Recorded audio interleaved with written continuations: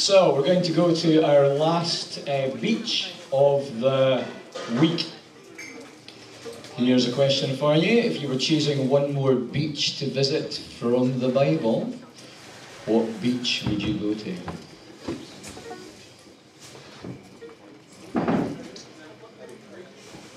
Maybe Crete?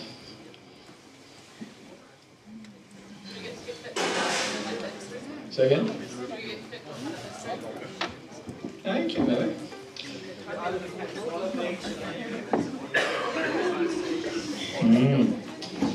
So if you'd like to turn to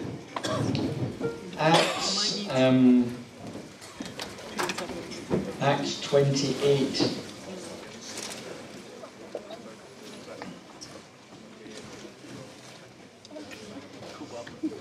Once safely on shore, we found out that the island was called Malta. The islanders showed us unusual kindness. They built a fire and welcomed us all because it was raining and cold. Paul gathered a pile of brushwood, and as he put it on the fire, a viper, driven out by the heat, fastened itself on his hand.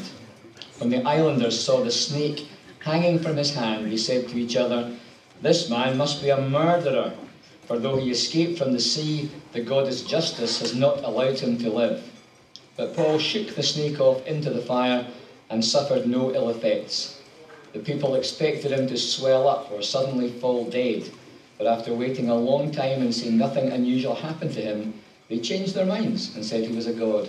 There was an estate nearby that belonged to Publius, the chief official of the island. He welcomed us to his home and showed us generous hospitality for 3 days. His father was sick in bed, suffering from fever and dysentery.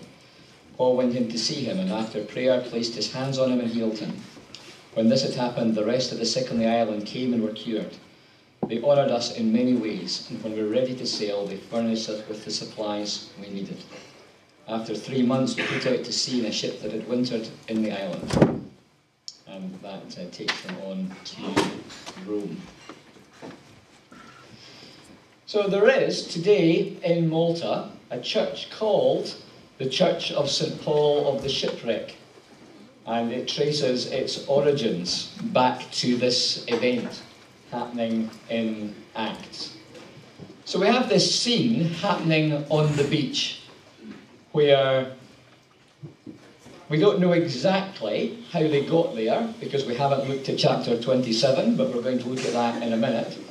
But on the beach, they're cold and they're wet. The Maltese come out and they show hospitality to them, and they build a fire, and Paul is joining in building the fire, and suddenly there's a snake on his hand. And the islanders conclude that the law of karma means that although this man has survived the sea, a snake has bitten him, so there must be something wrong with him, so he's going to die. And they kind of just watch him out of the corner of their eye, wondering when he's going to swell up or when he's going to drop dead. And when neither of these things happen, they're kind of, okay. Maybe you're a god then, instead of being punished for what's happened. And over the next 3 months, we basically see the planting of a church in the island of Malta, partly coming through these events that happen on the beach. So in terms of this last visit to a beach, one of the things we've spoken about so far this week on the beaches is the sovereignty of God. And here in Malta, we see a set of circumstances resulting in a church being planted on this island. The student work in Jamaica was started when a guy called Stacey Woods' plane broke down when he was trying to get back to North America. And his plane needed parts to be brought from other places, so he was stuck there for a week. Now, if I was stuck in Jamaica for a week, I would be thanking the Lord because this was a great provision of the Lord's kindness to me, that I could spend a week sitting on a deck chair drinking drinks with umbrellas in them and rejoicing in the Lord's goodness and faithfulness. Stacey Woods, on the other hand, took the opportunity to visit the universities and high schools on the island and to call public meetings of people who were interested in getting work going there. And by the time he left in a week's time, he had started a high school ministry and a university ministry. Because he didn't spend as much time on the beach as I would have done. God in his sovereignty can use all kinds of circumstances to advance his kingdom. So what is happening here is that Paul is on his way to Rome to stand trial. That's the headline story. But God is going to use the journey to plant a church in Malta, which is going to continue to some degree through even to today. So I guess that's one of the challenges for us involved in student work on campus, is what might God do in and through us, according to his sovereign purposes, that could be quite remarkable and extraordinary.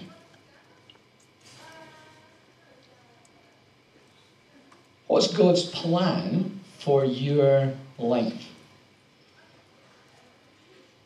And how might those circumstances lead God to do something different that you hadn't thought of before?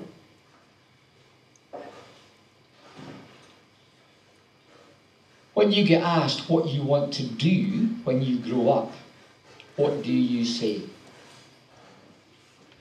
Do you reply with a job title or with some dream or aspiration? Often there's a danger that we set our sights too low because we forget that God can do more than we can hope for or imagine.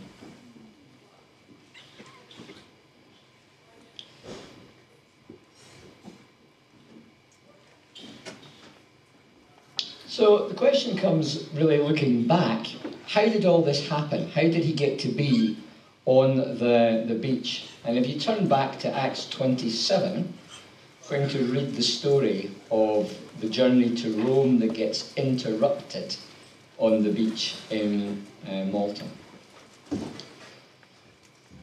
When it was decided that we would set sail for Italy, so notice that Luke is the author here, and some of the time Luke changes the tense just to underline the fact that he's there. So Luke, who wrote Luke's Gospel and then wrote Acts, there are times in both when he talks about we rather than them to kind of show that he was here. So this is stuff that he's actually involved in.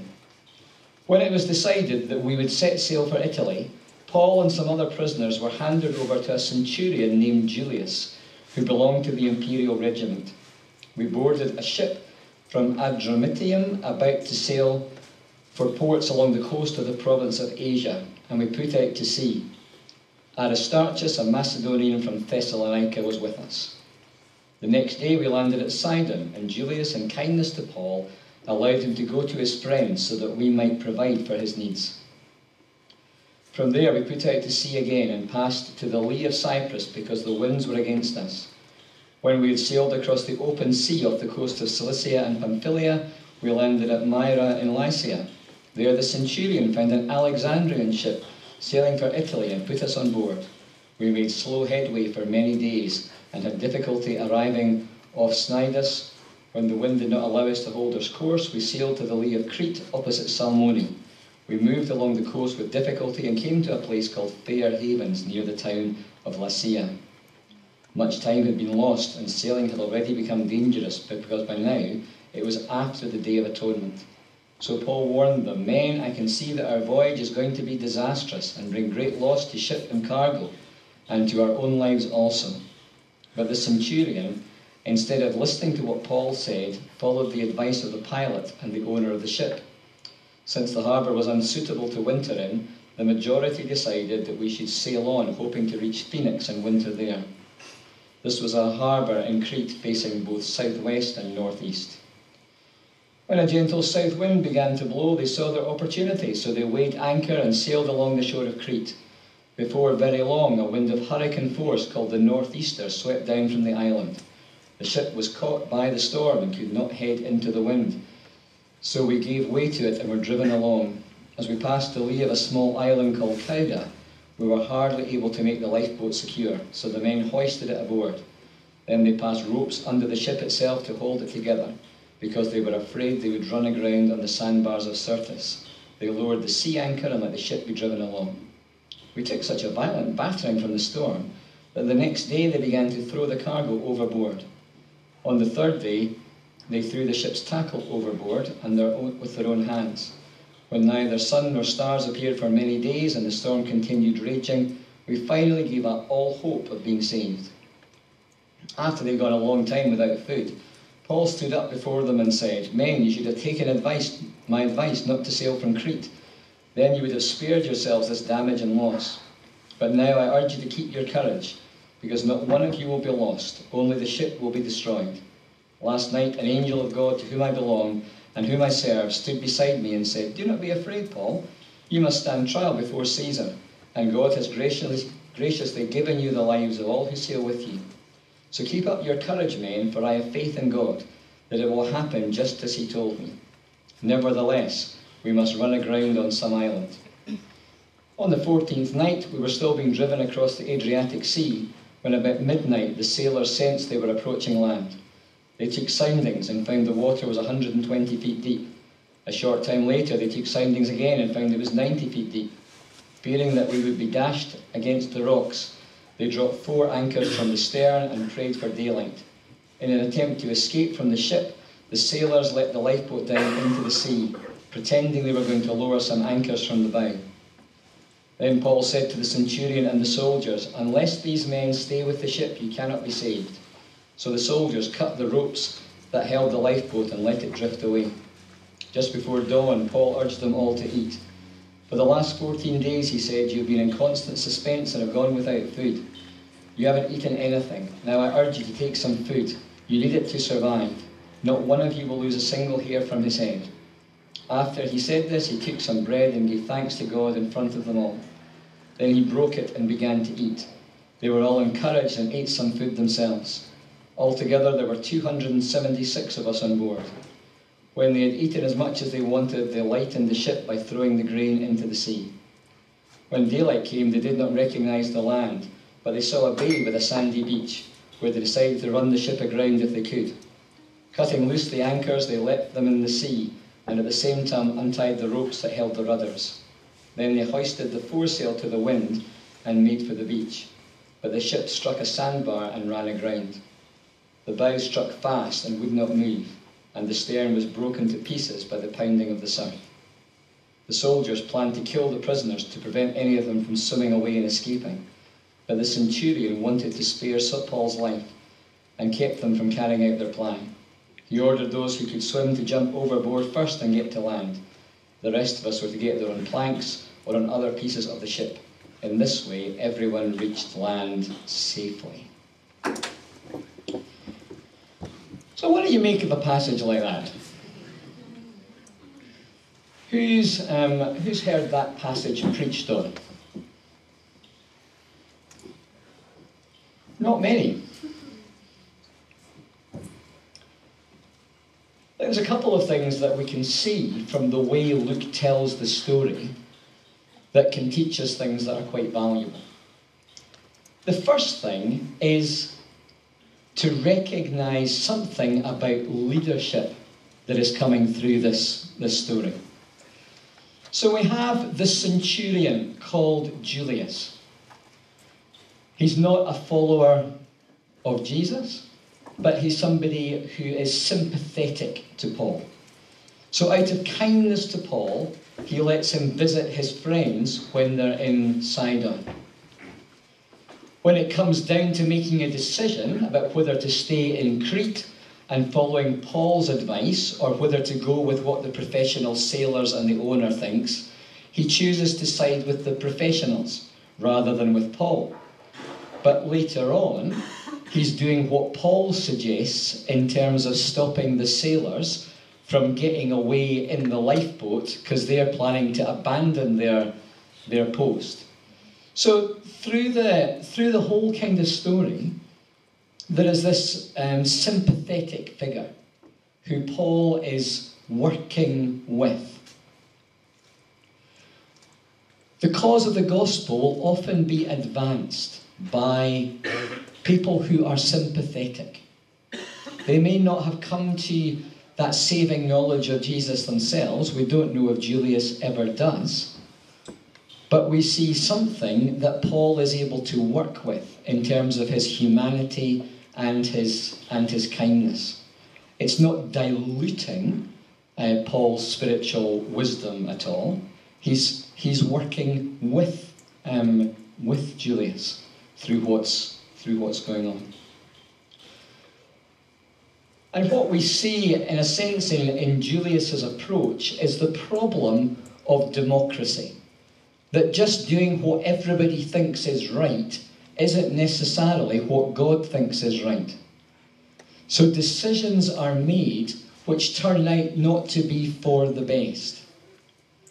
And at that point, there is a difference between Julius and Paul. Because Julius is just doing what he thinks is best, according to his professional training, taking the best advice he's got access to, and putting it to a vote so the majority decide. Paul has got a connection with God. And the connection is sometimes implicit when he's making a case for, we should stay here, this is a safe place to winter, and everyone knows it's not very sensible to be out on the high seas after the Day of Atonement, because that's when we tend to get shipwrecks and trouble.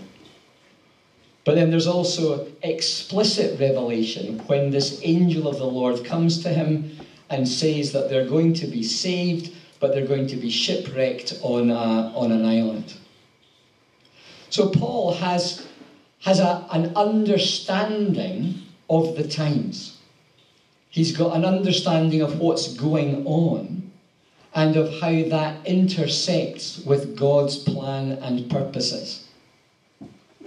And it's interesting that some of it comes from an awareness of seafaring and the world that he lives in, and some of it comes directly from God. So there's a combination of kind of earthly knowledge and spiritual insight. And that's one of the challenges that we face in leadership, is how we recognise where there is truth that is part of God's broader revelation, and where we recognise that God has specific things to say to us by his Spirit from his Word. And the key thing in our understanding here is that God's revelation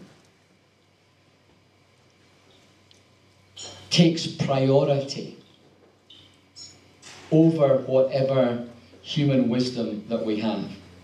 Which is why the writer of Proverbs says, don't lean on your own understanding, don't trust in the things that you think you know, but acknowledge me in all your ways, and I will direct your paths.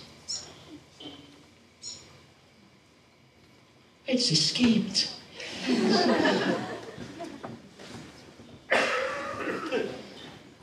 So the first thing is we see the sovereignty of God. God extending his kingdom through unusual circumstances. The second thing is we see something about leadership. And we see how a connection with God and the revelation of God's word, combined with an understanding of what's going on in the world, actually helps Paul to be effective in the situation that he's in. And he's willing to put his reputation out there in terms of it's saying what is going to happen, that they're going to be shipwrecked. And I think the last thing that we see is that God is concerned for the details of life.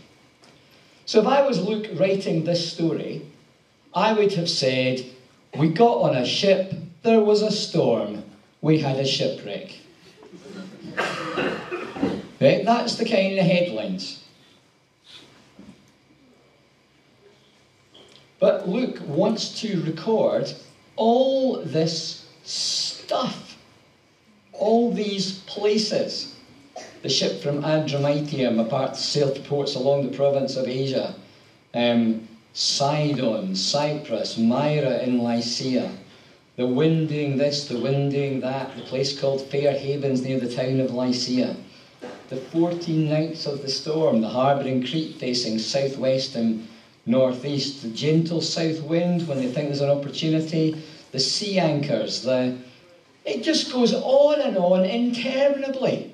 It's like looking at somebody else's holiday photographs when they're kind of telling you, and then we did this, and then we did that. And it's like, look, I get the idea. You went there, you had some nice things to eat, you spent some time on the beach, you lived happily ever after. I don't need to see the 96th photograph of the monastery or the fish that you had for dinner that night.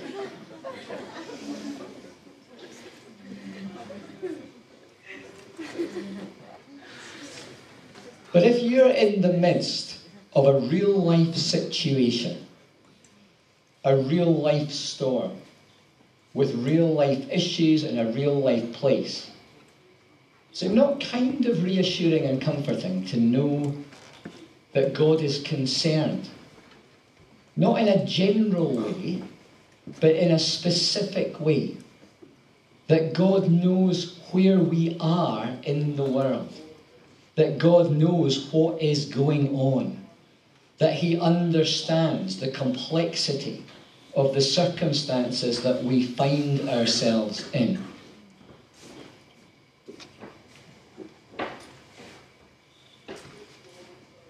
It actually gives us a bigger picture of who God is.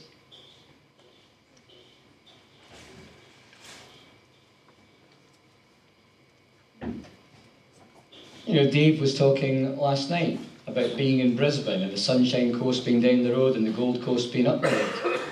That's significant.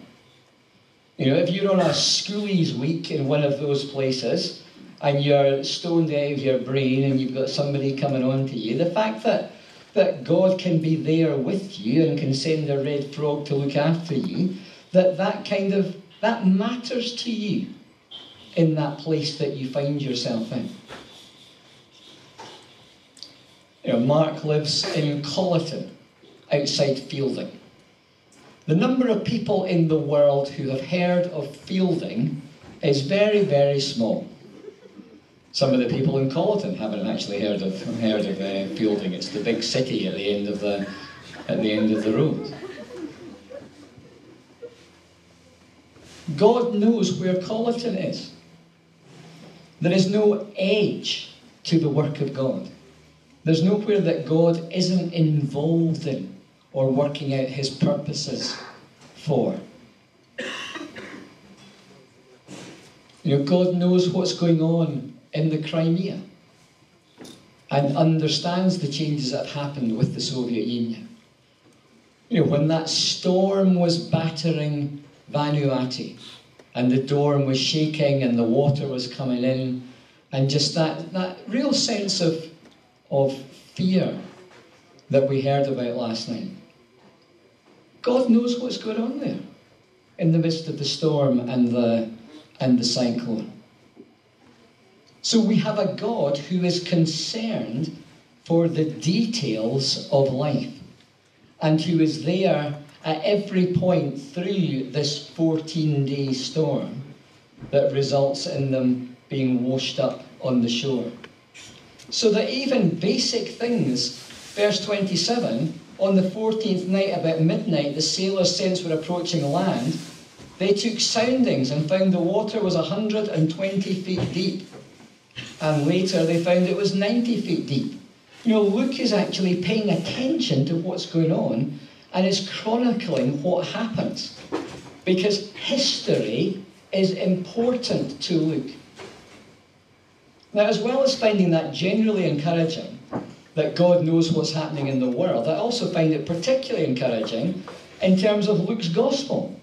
Because I've got in my hand an eyewitness account written by somebody who is concerned about history, who likes recording details of people's names and titles and what's going on and what the specifics are. You wouldn't want to read a Gospel of Nigel. I am prone to exaggeration and to not always being that careful about whether the facts of what I am saying relate to the other facts of what happened.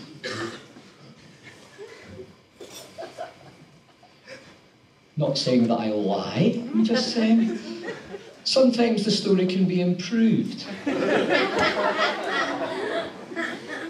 through a little bit of massaging of what's going on. Remember a friend of mine preaching, and he was talking about how he woke up in the morning and his wife was in bed next to him. And it was the first night of their honeymoon. And he was a bit kind of freaked out because it was kind of, I'm in bed with a woman, what's going on? He said, but then I reached out and I got the marriage license and I could see that we were married. And based on the marriage license, it was kind of all right. And that was complete rubbish. Because you have to hand the marriage license in, you don't take it on honeymoon with you. It's a nice idea that he could kind of prove that he was married with the bit of paper, but that's not how it works in Scotland, where he got married. So he was kind of stretching the situation a little bit in order to kind of make a point. And preachers do that sometimes. But Luke isn't that kind of preacher. Luke actually wants to record the facts. So even kind of incidental things like the sailors jumping into the lifeboat and trying to get away, and the soldiers cutting the ropes so the lifeboat's gone, he records all that kind of stuff because he's interested in that. Because he's got a high view of God at work in history and of his responsibilities as an eyewitness of what's going on. So going back to chapter 28, we understand that they've got there through this shipwreck, and that every one of them has been saved. How many were there? 276. Okay. Anybody heard any theories about the symbolic nature of the number 276 and what that might mean?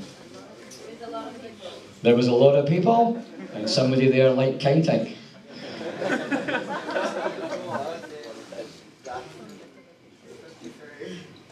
Oh, Francis developing a theory here. There was more people than fish. There was. But you see, Luke wasn't just interested in history, he was interested in arithmetic. And they could count up to big numbers like that back then. They had an abacus or a smartphone or something to help. And I guess the other thing that we see through the story of Acts 27 and Acts 28 is that Paul is honoured. That people's understanding of Paul as a servant of the Most High God is greater by the time he leaves Malta on this Alexandrian ship than it was when he got on to the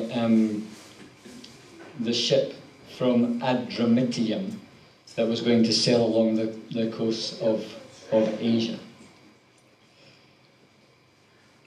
Because God is with him in all the circumstances that he finds himself in.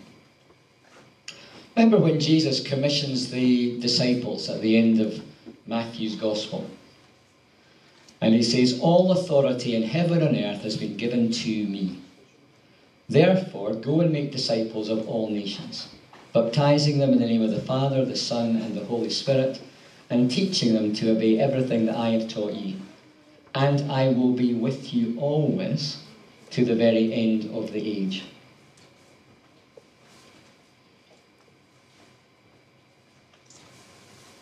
That's a promise being kept to Paul. That as he takes the gospel and teaches people to obey what he has taught, that God is with him. God is with him through the storm. God is with him through the shipwreck. God is with him through the adder or the viper. God is with him as he goes on to Rome and is placed under house arrest and awaits trial at the heart of the empire. That God is there with him.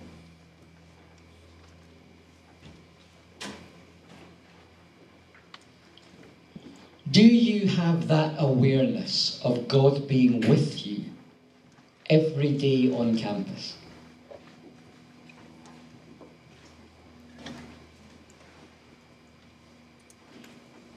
That God is for you, that God is with you, that God is working in and through you to extend his kingdom.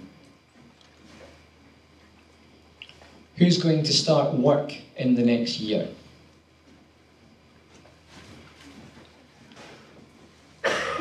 Okay. God is already preparing that workplace for you. And he will be there with you in that. It's not that God kind of sends you away and says, "Come back at the end of the day and give me an update."